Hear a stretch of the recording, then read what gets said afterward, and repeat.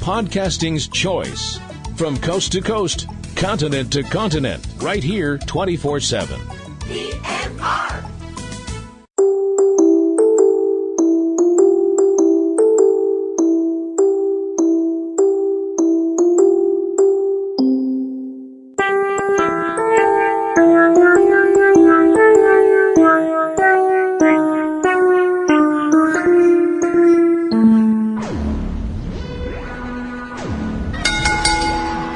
Now entering the PNRNetworks arena, coming down the aisle from Revere, Massachusetts, weighing in at absolutely none of your business.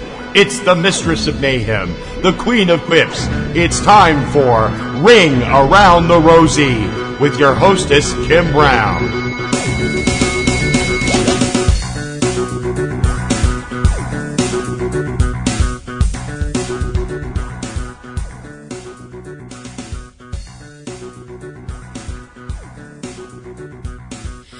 Hey everybody, welcome to another week here on Ring Around the Rosie. I'm your host, Kim Brown, aka Platinum Rose Lady, coming to you on February 27th, 2019.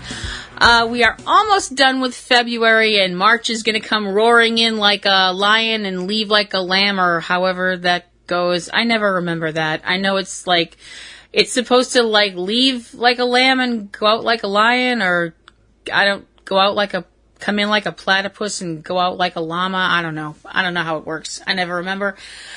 This is going to be a shorter show. I just want to bring up a few things real quick. Obviously, the most important thing we have to talk about is the fact that this past Monday on Raw, Roman Reigns came back to address the WWE Universe and announce that he is in remission from leukemia. This is probably the best news all month. God is good. God is very good. It was just wonderful to see Roman back, and to hear him say that he is in remission is just amazing and beautiful. And it was really something special to see all the people cheering and hear all the people yelling and cheering for him and stuff like that. I don't know where all you assholes were when Roman, was trying his best and busting his ass trying to entertain you, and you were booing him and being disrespectful shitheels. But, we won't do that. We won't do that. I'm just glad he's back.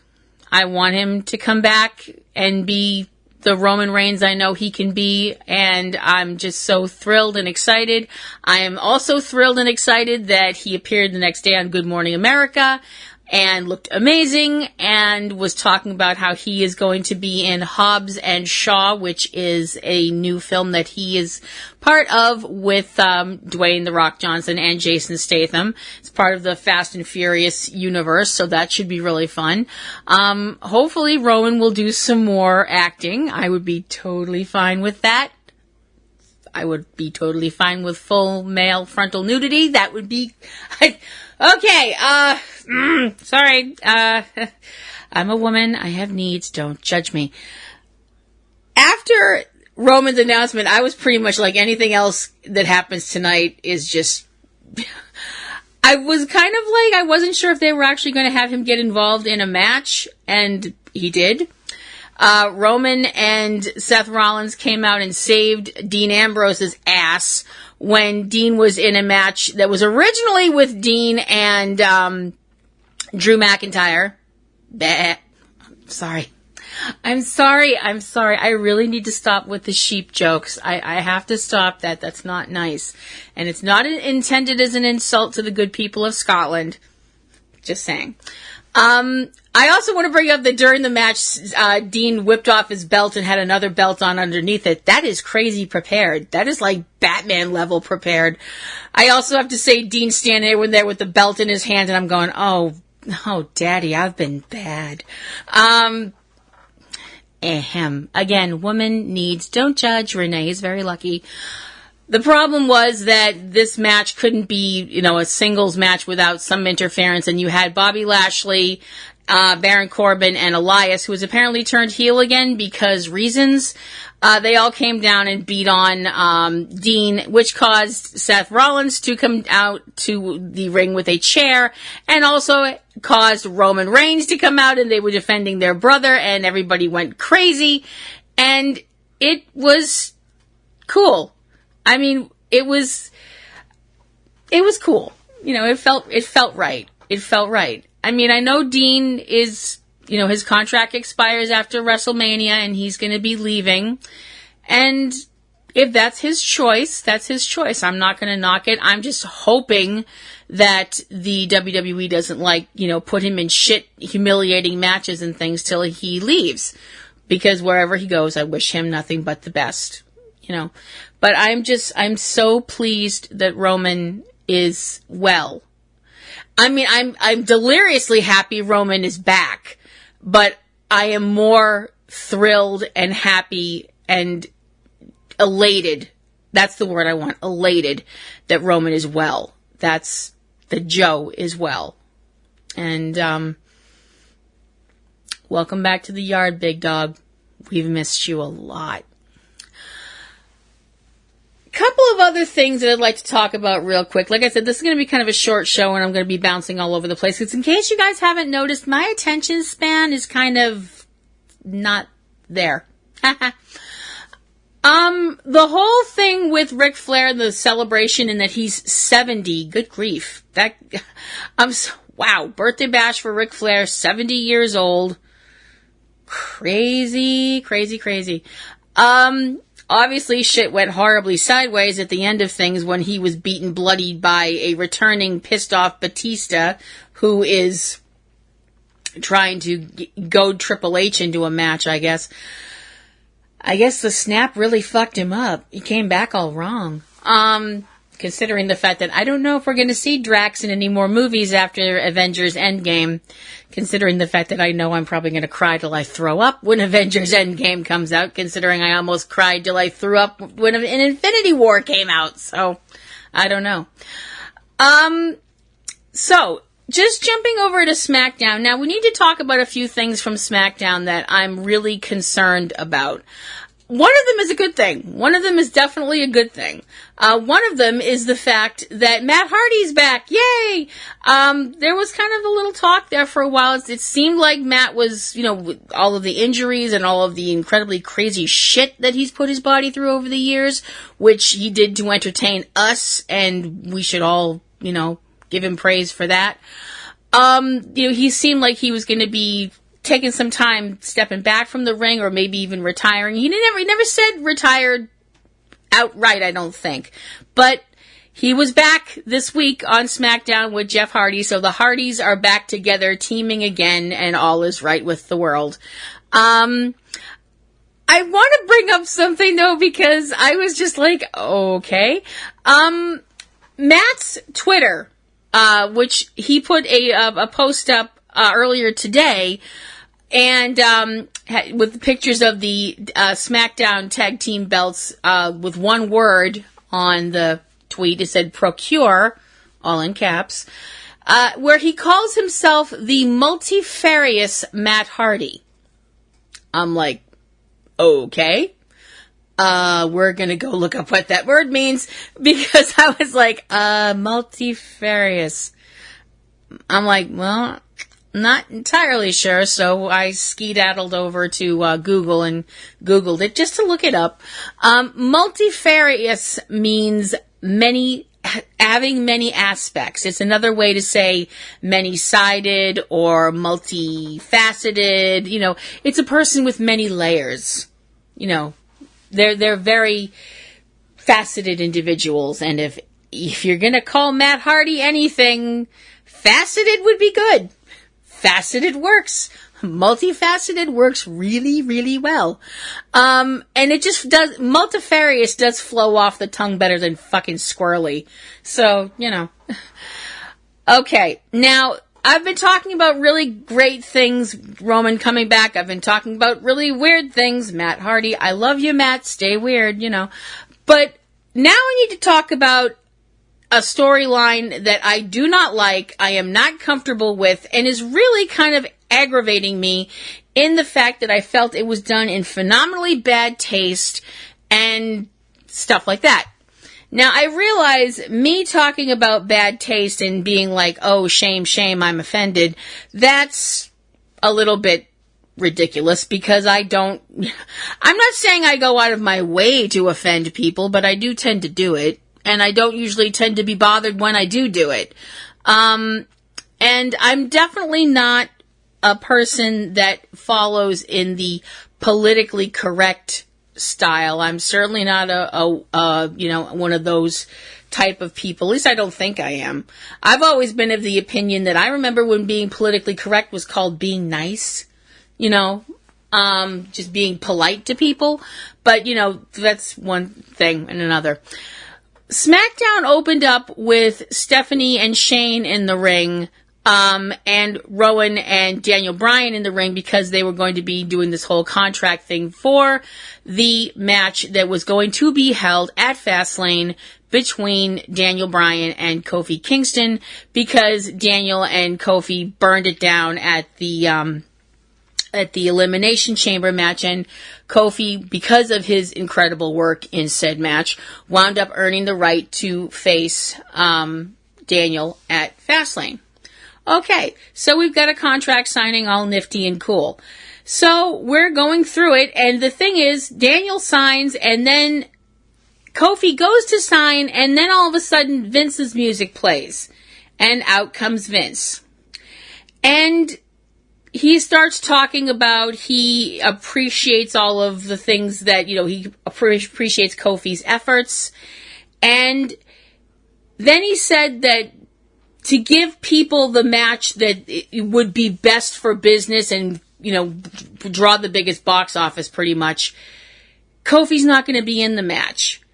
That Vince is going to put somebody else in the match who is more qualified and deserves the match more than Kofi Kingston, and that would be Kevin Owens. So Kevin Owens is back, signs the contract that was supposed to be for Kofi, and we go from here. Okay, I am calling major bullshit and fuckery and extremely bad taste. For them to do this angle at the end of Black History Month is offensive to me. And this is offensive to me as a person, not as a white person, not as a black person, not as a person with pink polka dotted stripes, which I actually don't have, but you know what I mean. I mean, I could be purple or something like that and I would find this offensive. I could be from the planet Coosbane and I'd find this offensive. I know some people are probably going, oh, well, Kim, it's only a storyline. No, it's a storyline that was done during Black History Month. Fucking rude. And I understand what's going on here, that this is a story. And, it's the whole, we're back to the whole evil Mr. McMahon screwing with people, and fucking over the athletes and stuff like that work for him, and making these unilateral, which is a very difficult word to say, when you're sober, never mind now. No, I'm just kidding. I'm kidding. I am not drunk. But I kind of am a little concerned about a couple of things. Number one, Vince's attitude in the last couple of months, it's not like they're going for the whole evil Mr. McMahon thing anymore. Is anybody else getting an almost, I don't like to use this word, but I'm going to, senile vibe? Like they're making out like Vince is losing his marbles? I mean, am I wrong about this? If I'm wrong, PlatinumRoselle@yahoo.com. Tell me I'm wrong. Please tell me if you don't see it and you think I'm talking out of my hat, please tell me. But this is the second time in a couple of months, you had Vince saying, oh, Becky can't be in the match at WrestleMania. She's suspended until after WrestleMania. Because I feel like Charlotte is a better champion Charlotte could beat Ronda Rousey and be the champion that we want, a classy lady, blah, blah, blah, blah, blah, because Becky's all, Becky. And please don't take that the wrong way, Becky. I don't mean that in a bad way. But, this is just, it's disturbing.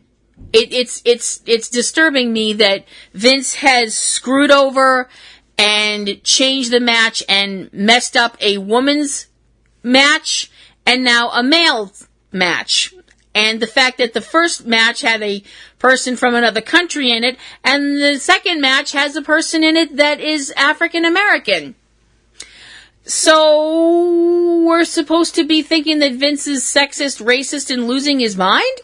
I don't know. I honestly don't know. All I know is this is making me extremely uncomfortable, and not in a ooh, I can't wait to see where it goes way. This is making me uncomfortable in an I don't like this at all way.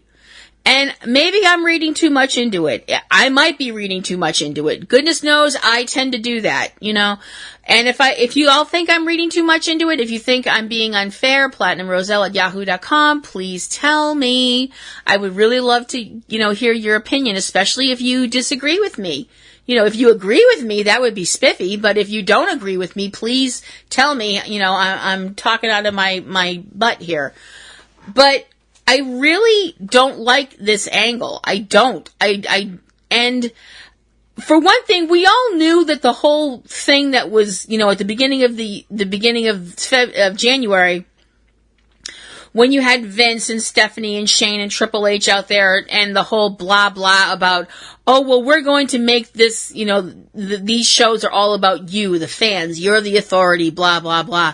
And I was like, yeah, we should set the death clock on that now. And I figured it was going to be quick, but I didn't figure it was going to be this quick. This happens in the shortest month of the year, and we're already going, oh, fuck me. We're already back to the whole evil McMahon's running everything shit. Fuck this.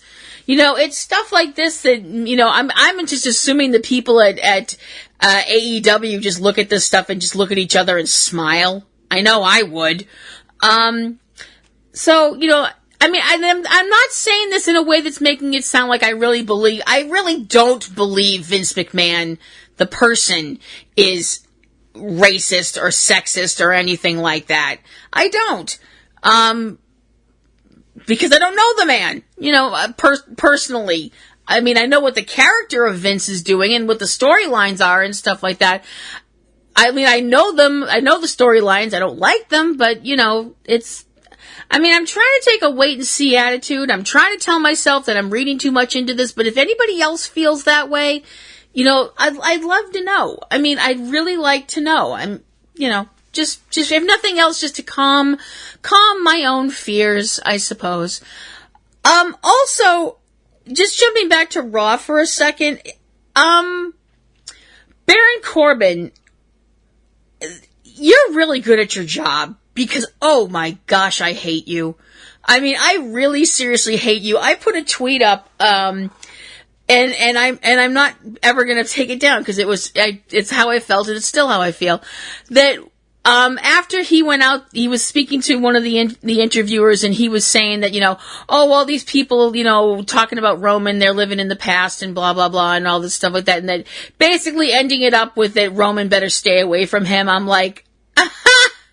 Why? Because he might catch your lame. But I had put up a tweet of the scene from the Avengers where Hulk is bashing Loki into the floor several times. That scene never stops being funny. Puny God, I love that scene so much. And I had put a tweet up saying that this is what I want Roman to do to Braun. To Baron, I'm sorry. And then I said afterwards that I actually don't care who does it to Baron as long as somebody does it, and I really don't. I don't care if Roman does it. I don't care if Braun Strowman does it. I don't care if The Undertaker does it. I don't care if Kane does it. I don't care.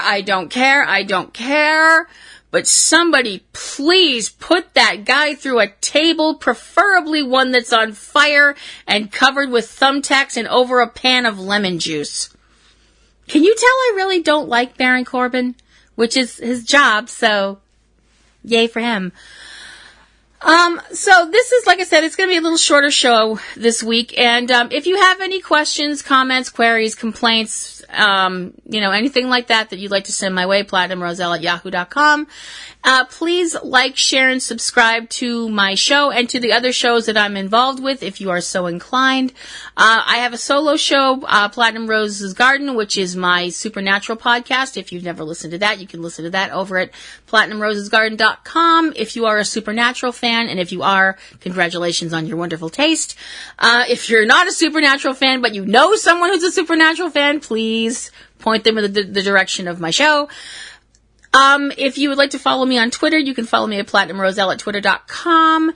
We also have other shows out there, including Subject Cinema, Front Row 5 and 10, which is the shows that TC and I do about movies and all kinds of crazy things like that.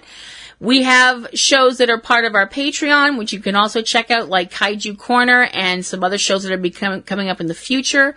And those are a lot of fun, too. TC has some solo stuff that he does, including Catastrophe Vortex, his disaster movie show, and also 2 smaller shows, 3 Minute Weekend and Tuesday Digidex, which mentions where you can see new movies and check out, new stuff like that. Also, you can check out Cavebabble with Eric and Valerie Lyon and Aunt B's Nerd Grotto with Anthony Lamberti over on YouTube, if you are so inclined. And I hope you will check all of them out. We try really hard to give you guys a good product and some fun and some laughs and, occasionally something a little deeper. Not on this show very much, but... So, this is Kim Brown, a.k.a. Platinum Rose Lady, signing off for another week here at Ring Around the Rosie, and I hope you come back for my next show. See you later. Bye-bye.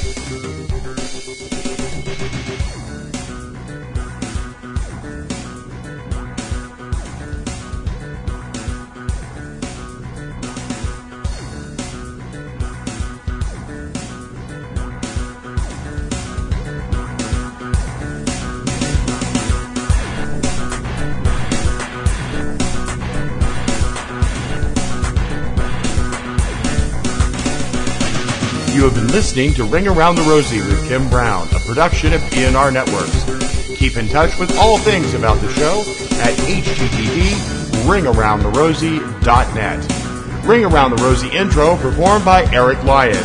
Ring Around the Rosie theme by Digital Juice. Join Kim for a new Ring Around the Rosie every Wednesday.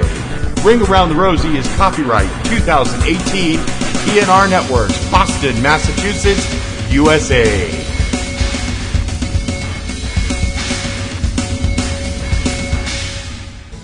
Podcasting's choice. From coast to coast, continent to continent, right here 24/7.